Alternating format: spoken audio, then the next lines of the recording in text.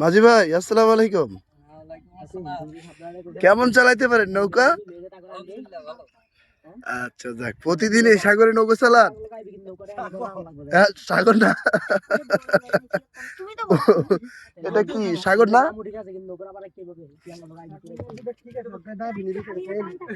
যাবে, আসো আসো। আপনার স্ত্রী কজন? আরে নৌকা চালায় আপনি বউ বাচ্চা নিয়ে সুখে আছেন নি?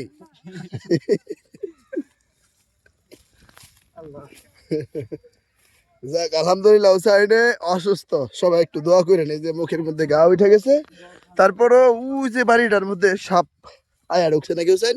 কি বলছে তারা?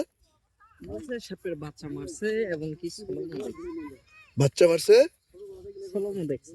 সলমও দেখছে। আচ্ছা, যাক, দেখা যাক। ওই যে হ্যাঁ, ওয়ালাইকুম প্রবাসী কবির ভাইয়ের এখানে নাকি? এই তো ভাইয়া কি অবস্থা, ভালো? আমরা তো এই বাড়িটা থেকে সাপ ধরে ছিলাম না? আপনি তো ছিলেন নাকি?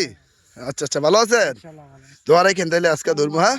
ইনশাআল্লাহ ধরবেন এটা। ওকে, ঠিক আছে। দর্শক, আমরা আছি বর্তমানে কুমিল্লা দাউদকান্দি উপজেলা। এটা এটা তিতাস, তিতাস, তিতাস, তিতাস। তিতাস উপজেলা, কুশিয়ারা, রায়পুর কুশিয়ারা।